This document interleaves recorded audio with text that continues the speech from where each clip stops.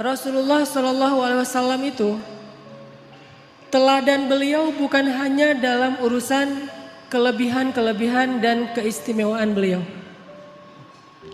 Tapi Rasulullah Shallallahu Alaihi Wasallam juga teladan justru dalam kekurangan dan kekeliruan-kekeliruan beliau.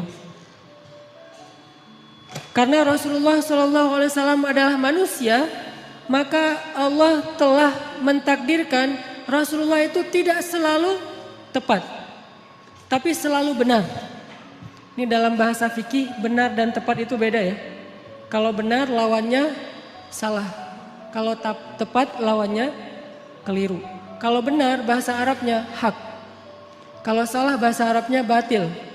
Kalau tepat bahasa Arabnya shawab, kalau keliru bahasa Arabnya khata'. Apakah Rasulullah selalu benar? Selalu benar. Rasulullah tidak pernah mengajarkan yang batil. Tapi apakah Rasulullah pernah keliru? Pernah. Rasulullah itu berbuat dosa? Tidak. Tapi lupa? Ya. Dan Rasulullah SAW teladan untuk kita bukan cuman ketika beliau tepat. Bahkan beliau teladan untuk kita ketika beliau keliru. Rasulullah SAW bukan cuma teladan buat kita ketika beliau ingat, tapi juga teladan untuk kita ketika beliau lupa. Nah, teladan ketika Nabi keliru, teladan ketika Nabi lupa, ini jarang dibahas. Padahal itu uswatun hasanah juga loh. Uswatun hasanah dari mana? Kalau kita lupa, kalau kita keliru, kalau kita salah, gimana cara kita untuk tetap on the track, tetap diridhoi Allah, tetap Allah maafin kita kalau kita salah, kalau kita keliru, kalau kita lupa, kalau kita silap, kalau kita berdosa. Caranya adalah kita harus meneladani Nabi ketika Nabi juga berada dalam kondisi yang sama, walaupun tetap Nabi lebih baik daripada kita. Buat saya, laqad kana lakum fi Rasulillahi uswatun hasanah, bukan hanya ketika Nabi SAW sholatnya khusyuk, tapi juga ketika Nabi sholat lupa rakaat. Nabi itu pernah sholat harusnya 4 rakaat, lupa jadi 2 rakaat. Terus selesai salam 2 rakaat nih, kayak orang sholat qashar. Selesai salam, sahabat nanya, ya Rasulullah, apakah kita mengqashar sholat? Kata Nabi, tidak. Memangnya kenapa? Kita sholat 2 rakaat loh Rasul. Kata Nabi, beneran? Beneran. Tanya ke sahabat-sahabat yang lain, semuanya bilang ya, kita tuh sholat 2 rakaat. Akhirnya Nabi berdiri lagi, takbir, melanjutkan 2 rakaat sholat yang tersisa dan menutupnya dengan sujud sahwi. Lupanya Nabi uswatun hasanah. Sehingga kalau kita mengalami apa yang pernah Nabi alamin, kita sholat lupa nih, maka kita punya teladan yang paling baik untuk memperbaiki kesalahan dan kelupaan kita. Oh, kalau saya kurang 2 rakaat, tinggal tambah. Tidak harus diulang dari awal menurut jumhur ulama. Uswatun hasanah. Dan bukan hanya itu, uswatun hasanahnya juga buat kita bahwa Nabi itu gak pernah sombong, gak pernah gengsi untuk mengakui bahwa beliau keliru. Itu juga uswatun hasanah. Kan harusnya Nabi itu yang dilihat itu yang ideal-ideal, yang keren-keren, yang istimewa ya. Begitu sekali keliru, Nabi kalau misalnya beliau bukan teladan, beliau gak akan ngaku. Ah, kalian aja yang gak khusyuk, kan saya gak mungkin gak khusyuk, saya ini Nabi loh. Masa kalian ngomongin saya salah? Enggak. Kalau kayak gitu, beliau bukan uswatun hasanah. Justru karena beliau lapang dada, besar hati, low profile, tawadu, dan mau mengakui kalau beliau memang keliru, disitulah uswatun hasanah dari Nabi untuk kita.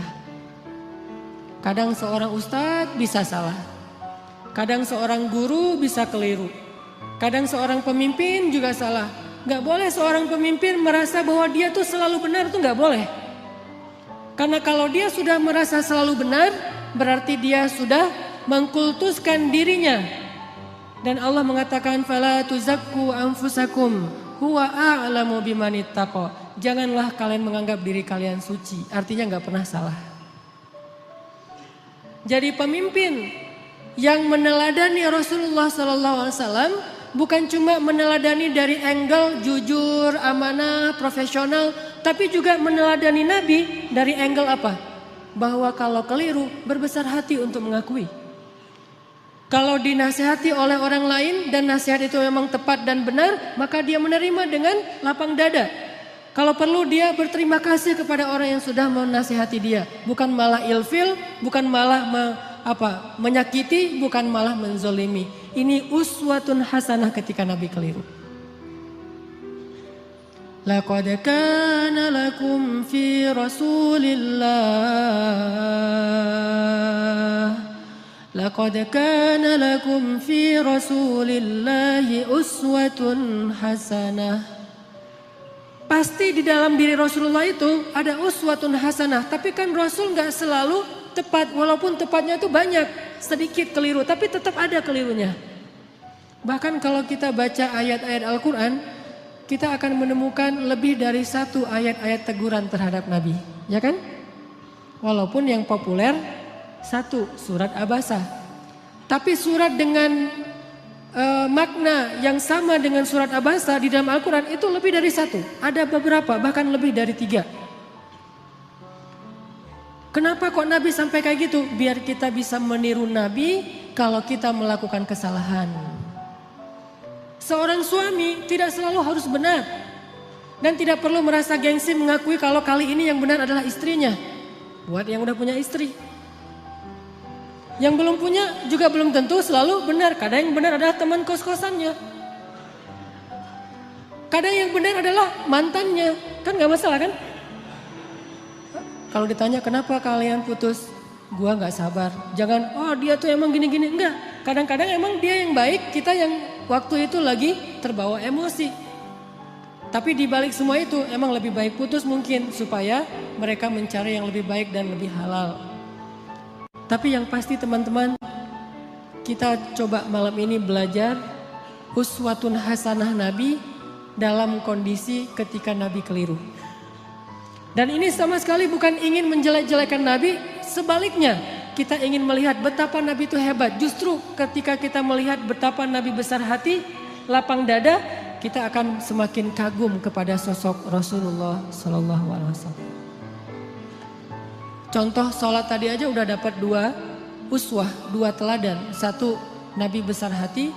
2, pelajarannya bahwa oh kalau salah dalam sholat berarti tinggal kita tambah, ditutup dengan sujud sahwi. Ada 3 nih. Yang ketiga pelajarannya dalam kasus itu apa? Ternyata sahabat-sahabat Nabi itu orangnya dewasa. Sahabat-sahabat Nabi itu orangnya mateng, gak gampang pundungan. Nabi sholat kurang 2 rakaat, mereka nggak komen, katanya Nabi sholatnya nggak khusyuk, nggak gitu. Mereka nggak unfollow Nabi. Wah, udah nggak benar nih postingannya, gue unfollow aja nih. Dan komennya cuman yang dekat doang sama Nabi, yang komen yang lain nggak ikut-ikutan komen. Jadi komennya itu komen positif, bukan ngebully Nabi, bukan Nabi mah ternyata sholatnya juga mikir yang lain. Saya kira selama ini udah keren banget, ternyata pencitraan doang. Enggak. Kenapa? Karena mereka followers yang udah mateng. Bukan followers yang labil, yang galau gitu. Sehingga sekali Nabi postingnya agak-agak kurang tepat, mereka pundung fisabilillah. Bayangin kalau sekali Nabi keliru terus pundung, kan berkurang kan umat Islam? Tidak, yang terjadi justru semakin bertambah. Kenapa? Mereka faham Nabi itu wama Muhammadun illa rasulun qad khalat min qablihi rusul. Dia juga seorang makhluk yang diutus oleh Allah.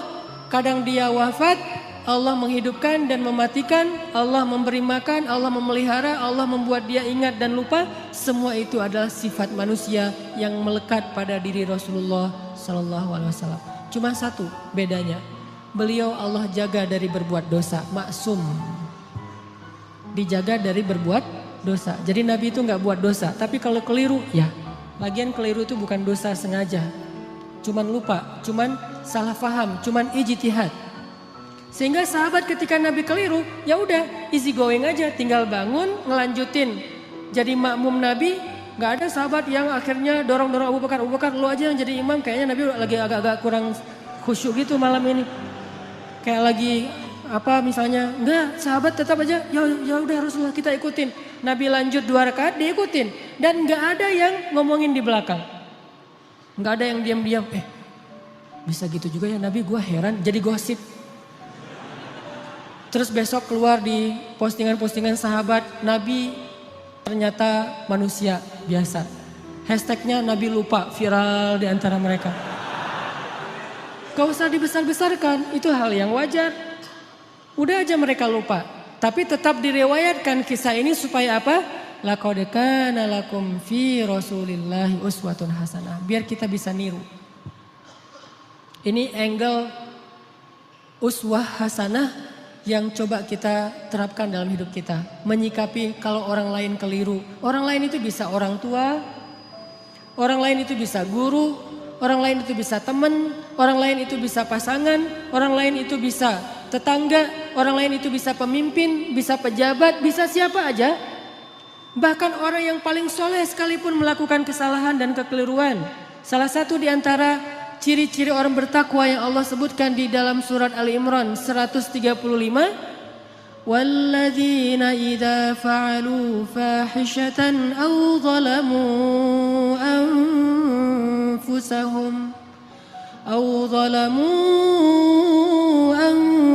anfusahum dzakarullaha fastaghfaru lidzunubihim. Orang yang bertakwa kata Allah adalah orang-orang yang apabila melakukan kesalahan, menzalimi diri sendiri, atau melakukan fahisyah, dosa sembunyi-sembunyi. Coba. Ternyata orang bertakwa juga bisa ngelakuin dosa, kesalahan. Bedanya apa? Zakarullah. Ketika dia sadar, ketika dia ingat, ketika dia diingatkan oleh orang lain, fastaghfaru lidzunubihim. Buru-buru dia meminta ampun kepada Allah dan tidak lagi melakukan kesalahan itu. Ini bedanya orang bertakwa sama orang yang tidak bertakwa. Kalau orang yang tidak bertakwa salah gak mau memperbaiki diri. Kalau orang bertakwa salah juga tapi mau segera recovery, memperbaiki diri. Jadi peluang berbuat salah sama antara orang yang bertakwa dengan yang tidak bertakwa, sama peluangnya. Jangan sampai kita mengkultuskan satu orang, satu tokoh, satu kelompok. Mentang-mentang mereka membawa slogan-slogan Islam, memakai simbol-simbol Islam, menggunakan penampilan-penampilan yang kesannya Islami, lantas gak boleh keliru, gak boleh salah. Wah, hijabnya aja yang syar'i, ternyata pemarah misalnya. Ustadz, mending mana tuh? Orang yang sholat tapi masih korupsi daripada orang yang gak korupsi, orang yang jujur tapi gak sholat. Kan mending yang jujur, walaupun gak sholat tapi yang penting dia jujur. Enggak. Orang yang sholat tapi masih korupsi, sholatnya berpahala, korupsinya berdosa. Orang yang jujur tapi gak sholat, jujurnya berpahala, gak sholatnya berdosa. Masing-masing mendapatkan sesuai dengan amalnya. Faman ya'mal mithqala dzarratin khairan yarah wa man ya'mal mithqala dzarratin syarran yarah. Jadi gak ada mending-mendingan. Tinggal nanti hisabnya di sisi Allah aja di akhirat. Apakah ini lebih banyak pahalanya atau ini lebih banyak dosa? Allahu a'lam.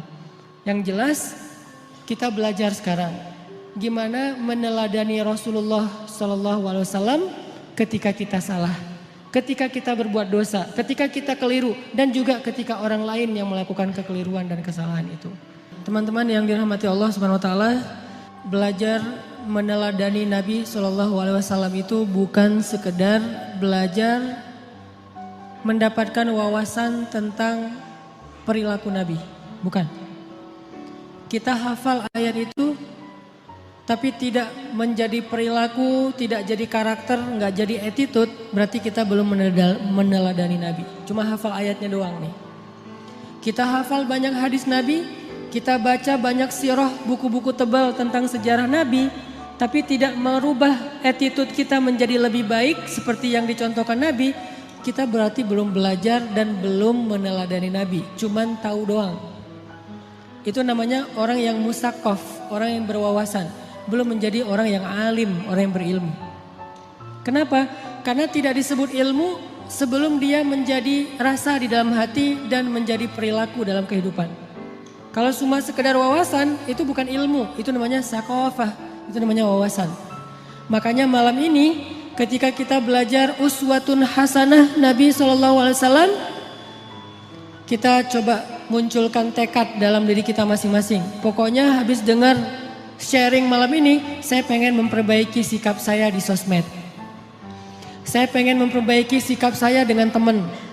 Saya pengen memperbaiki sikap saya kepada keluarga, terutama orang tua. Saya pengen memperbaiki sikap saya kepada mantan. Cara memperbaiki sikap kepada mantan apa?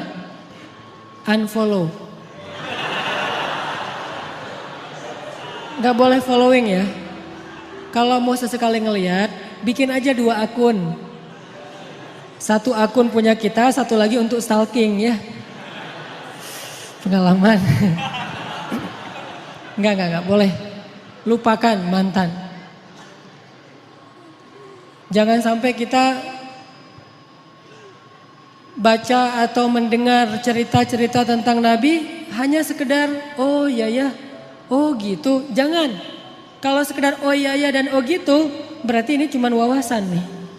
Dan kalau cuma wawasan, kita ngaji sampai bertahun-tahun juga tidak semakin menjadi lebih baik. Harusnya belajar ilmu yang tadi kata Nabi, siapa yang menempuh jalan untuk mencari ilmu, Allah mudahkan jalan ke surga. Itu ilmu loh, bukan wawasan yang dicari. Kalau wawasan kita bisa kayak otodidak gitu. Kita bisa belajar sendiri dengan dengerin YouTube. Tapi kalau ilmu kan bukan cuma denger. Kita latih tuh. Apa yang udah kita dengar kita latih sehari mungkin gak langsung jadi nih.